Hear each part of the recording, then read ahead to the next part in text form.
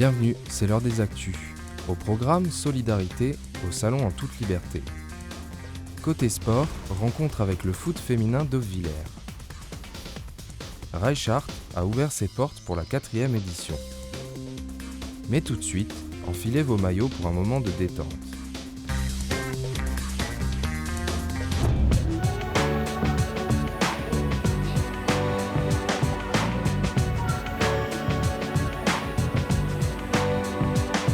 Garder la forme, mais aussi se détendre pendant la grossesse est important. Audrey Young encadre plusieurs futures mamans durant cette période parfois stressante, afin qu'elles prennent du temps pour elles et leur bébé dans le calme. L'aquagym prénatal prépare à la naissance, mais pas seulement.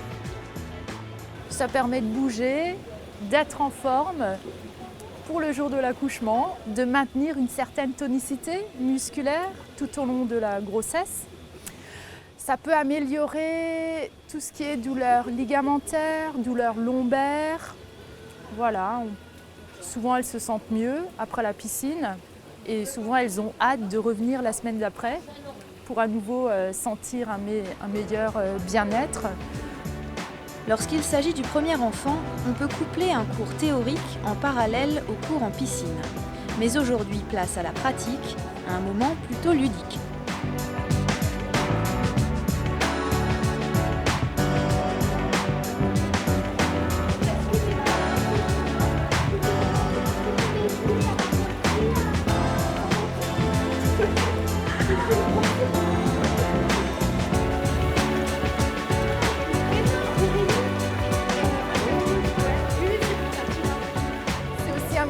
Privilégié, tout à fait, qu'on partage avec son bébé. En général, le bébé bouge lorsque les mamans se détendent dans l'eau, c'est surtout un moment de détente. Et lorsque c'est un deuxième ou un troisième enfant, cela leur permet aussi de s'investir au niveau de la grossesse, qui peut peut-être avoir un côté moins précieux lorsque c'est un deuxième ou un troisième enfant, parce qu'il y a déjà la vie de famille tout autour. Elles se reposent moins, elles s'accordent moins de temps. Et voilà, c'est un moment pour elles qu'elles partagent avec leur bébé. Ça leur fait du bien. Et voilà, ça permet de s'investir cette grossesse-là. À partir du 4e mois de grossesse, peu importe l'âge ou sa morphologie, l'aquagym prénatal est à la portée de toutes les futures mamans. Et bien entendu, après l'effort, le réconfort, chaque cours se termine par une séance de relaxation en musique où maman et bébé rêvent déjà de leur première rencontre.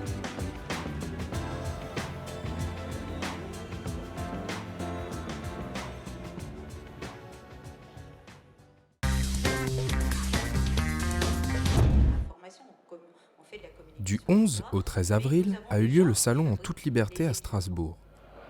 Un salon qui réunit plus d'une centaine d'exposants à l'écoute des personnes âgées, en difficulté ou handicapées. Alors ce salon, on l'a préparé depuis un an. Un an, ça fait beaucoup de choses à préparer en termes de communication, d'organisation, de logistique, pour tout mettre en place, pour contacter tous les exposants, les conférenciers, les animations. Tout simplement pour apporter le contenu et pour donner de la visibilité à toutes ces entreprises qui innovent au quotidien, qui donnent des solutions pour vivre plus simplement, pour tous ces gens qui ont soif de liberté. C'est pour ça qu'on l'a appelé En toute liberté. On fait beaucoup de choses pour sans cesse effectivement se simplifier la vie. Durant ce salon, plusieurs animations sont mises en place. Conférences, sports ou encore des démonstrations. Pour Laurence, il est important de déstigmatiser ce domaine. Pour tout un chacun, c'est beaucoup plus simple de connaître tout ça, de savoir aujourd'hui la domotique, elle est utilisée aussi par tout le monde. Il y a de belles destinations aussi à découvrir. Enfin, il y a plein de choses comme ça qui peuvent être, qui sont à découvrir. Et ça nous semblait important d'offrir ça à notre public, à nos visiteurs, pour effectivement créer des synergies entre professionnels et pour les particuliers, leur ouvrir le champ des possibilités. Parmi les exposants, nous sommes allés à la rencontre de Valvital, des thermes implantés à Niederbronn-les-Bains et Morsbronn-les-Bains. Chacune des stations traite la rhumatologie. Morsbronn traite également les affections fibromyalgiques. Donc tout un programme de soins qui est conçu. En fait, c'est une station qui est pionnière dans dans ce domaine. C'est l'une des premières stations à traiter la fibromyalgie. Et voilà, il y a de plus en plus de demandes à ce niveau-là. Et voilà, les 2 stations confondues, ça représente à peu près 6000 curistes. Pour Valvital, ce salon est un point de rencontre et d'échange.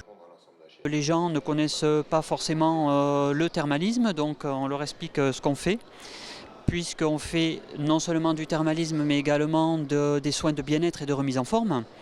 Voilà, donc c'est tout simplement pour échanger, rencontrer nos futurs curistes, également nos curistes qui sont déjà venus dans nos stations et qui viennent soit pour réserver une prochaine cure directement sur le stand, ou voilà, pour nous donner leurs sentiments vis-à-vis de leur cure précédente. Ce salon a permis à de nombreuses personnes de découvrir des moyens pour faciliter leur quotidien.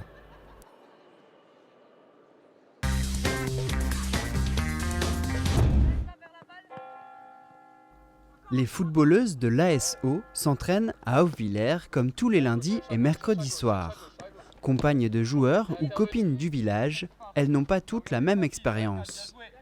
Certaines débutent, d'autres jouent depuis plusieurs années, comme Marilène.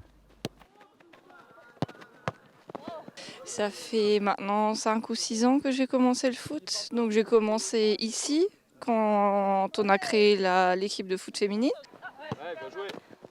Depuis, l'équipe s'est étoffée. Aujourd'hui, 26 filles sont inscrites. Jean-Philippe est entraîneur de l'équipe depuis 2 ans. Il a d'abord travaillé les bases l'an passé. Cette année, les bons résultats sont là. Les filles n'ont perdu que 2 matchs sur la première partie de saison, mais le travail continue. Ce soir, on a fait 2 petits tours de terrain, histoire un peu de chauffer les organismes, puis que les filles puissent encore un petit peu discuter entre elles. Et par après, on a lancé une passe à 10 à la main, on est en train de développer un peu au pied pour essayer de voir et de trouver une alternance entre un peu le jeu court et le jeu long pour qu'elle justement elle lève la tête. C'est toujours, les entraînements sont programmés pour travailler des bases, mais par après les pousser un peu de plus en plus pour progresser, quoi. Et donc après ça, on va passer un exercice au but, pareil sur une passe courte, une passe longue et finir au but par une frappe. Julie, toi tu partiras au piqué jaune là-bas, aux 3 piquets. Marilène te fera une passe en retrait, tu marques.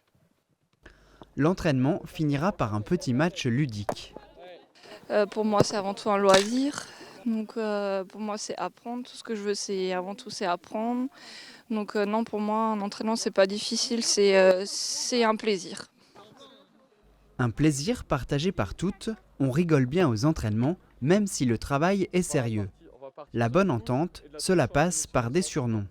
Oui, il y a un peu tout le monde qui a un surnom. C'est vrai que chaque nouvelle joueuse, ça prend un peu de temps, mais au bout d'un moment, elles en ont toutes.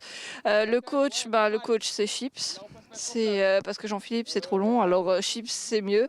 Après, il y en a, c'est au fur et à mesure ça dépend si elles font quelques boulettes, et en fonction, elles reçoivent leur surnom. En championnat, les matchs opposent 2 équipes de 8 joueuses. Fort de son effectif, Jean-Philippe envisage d'évoluer l'an prochain et de disputer des matchs à 11 contre 11 sur tout le terrain.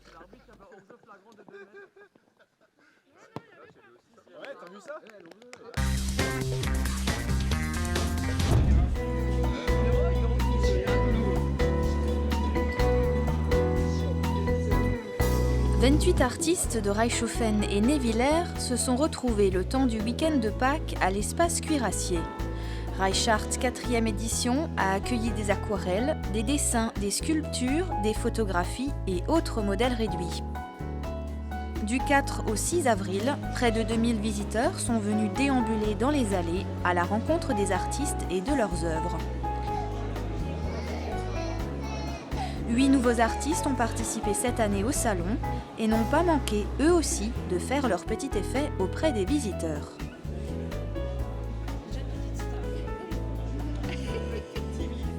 Comme chaque année, des prix y sont décernés. Le premier prix de la municipalité a été attribué au périscolaire de Reichshofen et le deuxième à Jean-Luc Windling, ex-aequo avec Jean-Paul Zeps. Et les 3 coups de cœur du public ont été décernés à Carole Heisler, Janine Lang et Serge Rickling. L'an prochain, ce sera de nouveau au tour du Salon des modèles réduits d'ouvrir ses portes durant le week-end de Pâques pour laisser place à Reichart 5e édition en 2017.